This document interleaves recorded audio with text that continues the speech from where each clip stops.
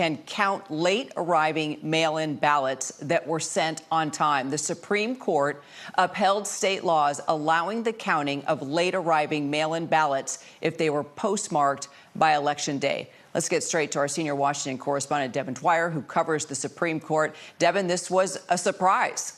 It sure was, Kira. This was a 5-4 decision by the Supreme Court in an opinion written by Justice Amy Coney Barrett, the youngest conservative on the bench, upholding a Mississippi law that allows the late arriving ballots up to 5 days after Election Day to get counted in that state, and effectively preserves similar statutes in 29 states around the country that have a grace period for voters who don't get their ballots in by Election Day, but a short period after. This was a decision based largely on federal law, where Justice Barrett saying that federal law says nothing about late arriving ballots or the counting thereof. Therefore, states have the ability to set their own policies. And that means those policies now basically will stay in place both for the midterms and likely beyond, upending what many had hoped would be a change in policy, specifically Republicans who brought this challenge. Of course, President Trump very supportive of that as well. And let's bring in our legal contributor, James Sample. I mean, clearly a setback for the president and the GOP. Absolutely correct, Kira. And it is a victory, though, for voters and for the states who have provisions that include these grace periods. As Devin said, a number of states have those provisions. It has certainly been a major issue so far in the midterm elections and the primaries already, as you've seen in California. This is a ruling that says that the congressional statutes that refer to Election Day refer, in essence, to the casting of those ballots rather than the receiving of those ballots. Let's bring in our senior political correspondent, Rachel Scott. Rachel, the president has always believed that mail-in ballots could swing close races. His quote, they undermine the confidence in elections. He's not going to be happy about this. He will not be happy about this, certainly, Kira. This ruling is a loss, not only for President Trump, but also his Republican allies who have long argued that these late mail-in ballots, even if they are postmarked on Election Day, but this essential grace period should not be allowed. And, of course, this all comes as the president is pushing for even tighter restrictions when it comes to mail-in voting and mail-in ballots. He's currently pushing his Save America Act, using this voter ID bill even as leverage over House Republicans and Senate Republicans over other key legislation. We have not yet heard from the White House or the president directly on this ruling, but this is certainly marks a defeat for President Trump as he pushes for even broader restrictions on mail-in voting, Kira. Our legal analyst, Sarah Isker, also with us. Sarah, your thoughts? It's interesting because obviously this is a statutory decision, meaning that the justices are saying Congress can change this at any time, but we are not going to read into just the term Election Day to be about the receipt of ballots versus the casting of ballots. So if Congress wants to pass a new statute, fine with us, but the courts are not going to read in more than what Congress said. This is in line with cases we've seen in the last several administrations where the court is trying to put the onus back on Congress to do its job rather than put all of these culture war election issues back on the courts, whether it's partisan gerrymandering or student loan debt forgiveness or tariffs. These are all sort of the same idea. The Supreme Court also issuing a major ruling on presidential power. Devin, I want to start with you, clearly giving the president much more control here.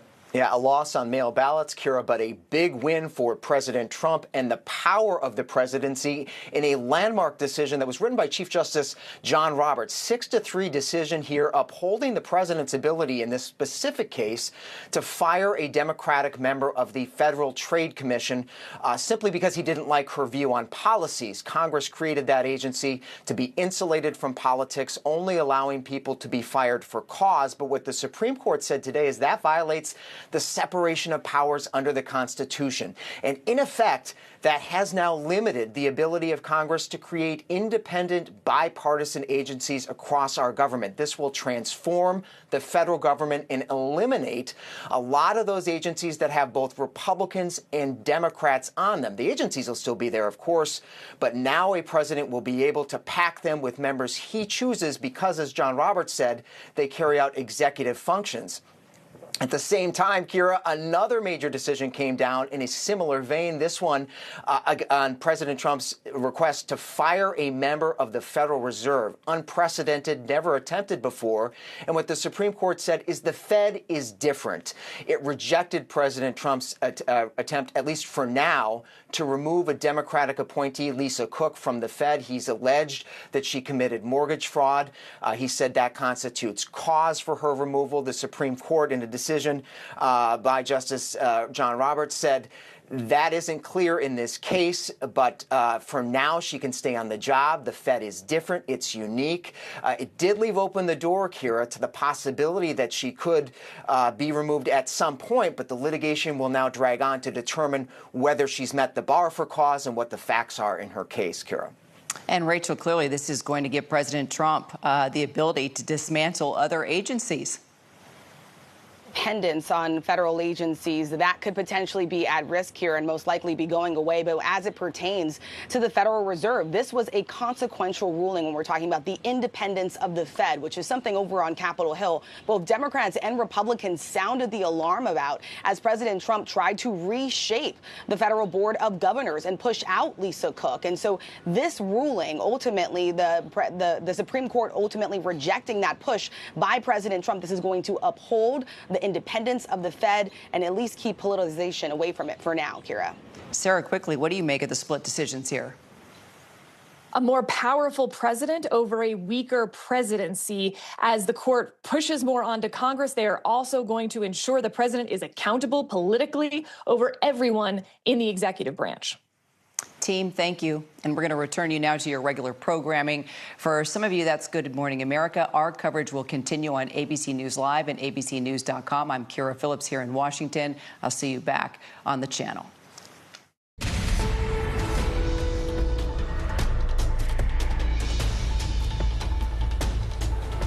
And let's continue that coverage of these major Supreme Court decisions. The justices blocked President Trump's removal of Fed Board Governor Lisa Cook, but allowed him to fire FTC Commissioner Rebecca Slaughter purely for policy reasons. And in a surprise 5-4 decision, the justices are rejecting a challenge to late-arriving mail-in ballots. They ruled to allow states to count mail-in ballots up to 5 days late as long as they're postmarked by Election Day. Senior Washington reporter Devin Dwyer and ABC News legal contributor James Sample are here for more. So, Devin, what's the immediate impact of this decision allowing President Trump to fire employees of independent agencies purely for political reasons? It's a sweeping decision, Diane, in a major overhaul of our government. Congress, since the 1930s, has created dozens of agencies, from the NTSB to the Federal Trade Commission, Federal Election Commission, Securities and Exchange Commission. They touch all aspects of American life, setting regulations, doing enforcement of those regulations, and they are helmed by Republicans and Democrats in many cases. They were designed to be independent, protected from presidential interference. But what Chief Justice John Roberts said today in this opinion is that the president does have the power under the Constitution to stick his fingers in there and design those agencies as he wants. That it was a violation of the separation of powers for Congress to prevent that. And that means in this immediate case that the president can remove Rebecca Slaughter, a Democrat, from the FTC. And he can, in theory now, go across the board to these 28-some agencies and remove Democrats from them, pack them with Republicans, and of course future presidents can do the same thing. But it really spells the end now of the idea that we have agencies in our government meant to be independent, meant to be bipartisan, meant to be staffed by subject matter experts, and a huge win for conservatives here, Diane, who had hoped for this separation for quite some time and fought for it, in addition to President Trump. James, how do the justices differentiate between these two officials, and what sort of precedent does this set? Well, at an oral argument, Diane, there was much discussion about the idea that the Federal Reserve is a unique agency, that it has a unique historical pedigree. On the other hand, it had the exact same for-cause removal protections from the exact same statutes that the other agencies who also had independent agency commissions had. And so the carve-out for this exception is arguably inconsistent, but arguably sensitive to the core nature of monetary policy. And just to underscore Devin's point, Diane, just how big a deal this case, the Slaughter case, really is in terms of the independent agencies. Unless you're over 90 years old, then this marks a fundamental structural change in the organization of almost every government agency that exists. So in the short term, it is a victory for President Trump, but in the long term, it's really a victory for the president, regardless of party, and this will produce some significant and big swings on matters of policy that affect everyday Americans over the years. And I want to go to Rachel Scott at the White House on that point. Rachel, how do you expect these decisions to impact President Trump's moves going forward? Yeah, well, it's a little bit of a mixed bag, right? So in some ways, the president and his allies will feel emboldened by part of what the Supreme Court decided today. But in other ways, especially as it pertains to the Fed and Lisa Cook's ability there to stay on the Federal Reserve Board of Governors, that certainly is something that the administration will not be happy with. And of course, as it pertains to mail-in voting, the president has continuously railed against mail-in voting, asking for even more restrictions. He's trying to push through the Save America Act over on Capitol Hill, which would have some limitations on mail-in voting there as well. The president certainly will view that as a defeat here. Yeah, it looks that way. Rachel, thanks. And Devin, talk a little bit more about the larger impact of this ruling to allow mail-in ballots that arrive late but are postmarked by Election Day. This was a big surprise, Diane, and, 29 states have some sort of grace period for voters who vote by mail to get their ballots in. 14 of those states allow voters overseas, veterans, and otherwise absentee voters to have a bit of a grace period due to mail delays, or perhaps they have some difficulty getting their ballots turned in. 15 more states just limit that grace period to overseas voters and veterans. All of that will now be preserved, and voting rights advocates said that's an upholding of precedent by the Supreme Court dating back, some 25 years. They also argue that it should be up to the states to decide these sorts of policies. A number of voting advocates I had talked to, Diane, were particularly concerned that if the ruling went the other way, it could disenfranchise voters in rural areas, disabled voters, those sorts of things. But this now means that those policies will stay in place unless Congress takes some action in the near future to change them and put some limits on what states can do.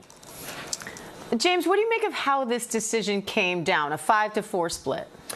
It's a really good question, and as Devin said, Diane, it was a bit of a surprise. There were essentially 3 justices clearly in each camp, pro and con, after oral argument, and 3 justices who were a little bit hard to read, a little bit inscrutable, if you will. 2 of those last 3 ended up going with the majority here, and that basically constitutes the ruling. And so although it is 5-4, it is a ruling that upholds the status quo. It is a ruling that basically on a theoretical level boils down to a question, a doctrinal question. What does Congress mean when it says Election Day? And what the court majority rules is that Election Day refers to the casting of ballots, not necessarily the receipt of those ballots, and that Congress was well aware of all of the states that had these grace periods and could have chosen, if Congress didn't like those grace periods, to change the law to make it clear. So this is a victory both for the states themselves and for voters.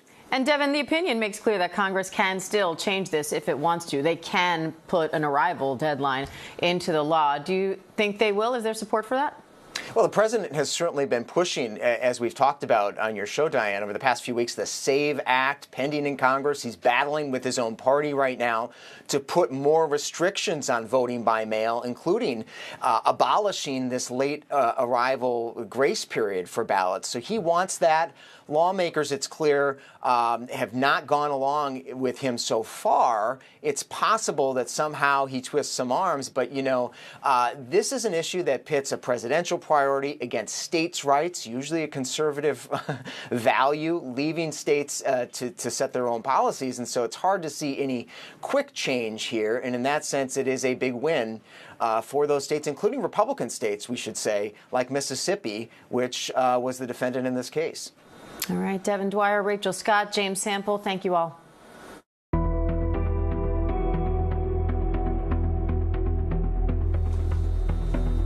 Welcome back to ABC News Live. First, a U.S. official says the U.S. and Iran have agreed to stop their attacks after a weekend of strikes.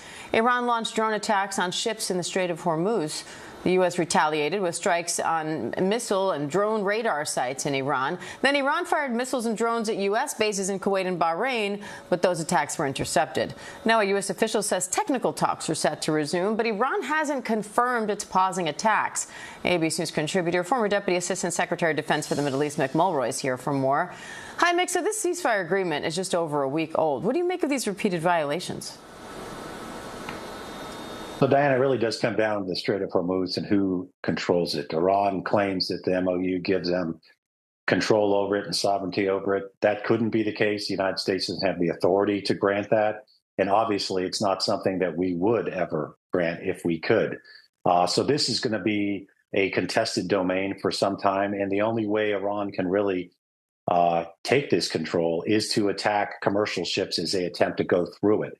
And if they keep doing that, the United States is going to respond. And it's important to point out that the response is specifically geared toward the Iranian capability to attack these ships. So the radar, the missile facilities, and the locations around the coast that Iran would use to further mine the Strait of Hormuz if that was their intent. So this is probably going to go back and forth with pauses in between.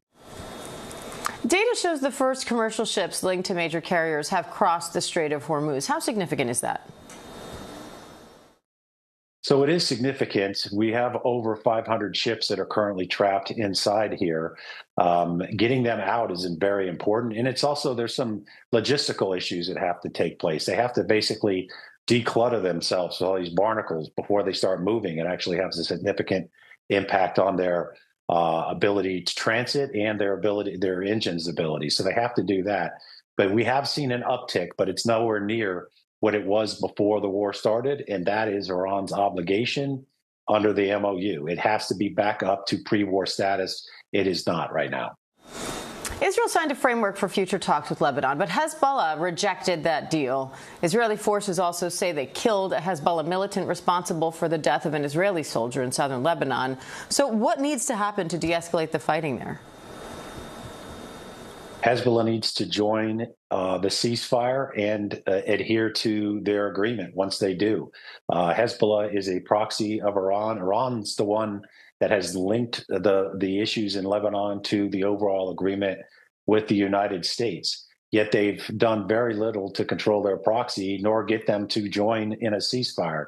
So it's almost as if they want to start the fire and then take some kind of credit for ending the fire, when in fact they just want this to keep going. That's my take on their inability or unwillingness to really put pressure on Hezbollah.